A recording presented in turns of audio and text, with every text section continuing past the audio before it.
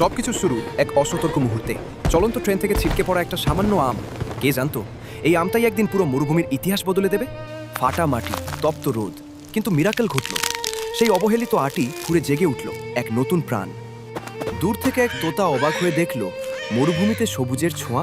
সে থামল না, বিন্দু বিন্দু পানি এনে বাঁচিয়ে রাখল সেই চারাকে।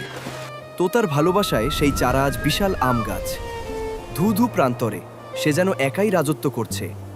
কিন্তু সুখ সইল না। একদল সাদা বানরের অতর্কিত আক্রমণ। মুহূর্তেই তছনছ হয়ে গেল তোতার তিলে তিলে গড়া স্বপ্ন। নিচে পড়ে রইল শুধুই ধ্বংসস্তূপ আর তোতার চোখের জল। কিন্তু হিরোরা কি এত সহজে হারে?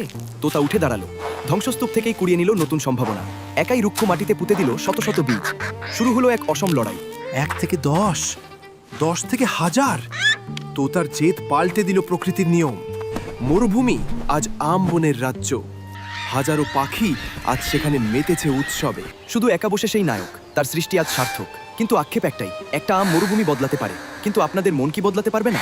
বন্ধুরা, এই তোতার হার না মানা লড়াইয়ের জন্য একটা লাইক আর সাবস্ক্রাইব কি হতে পারে না?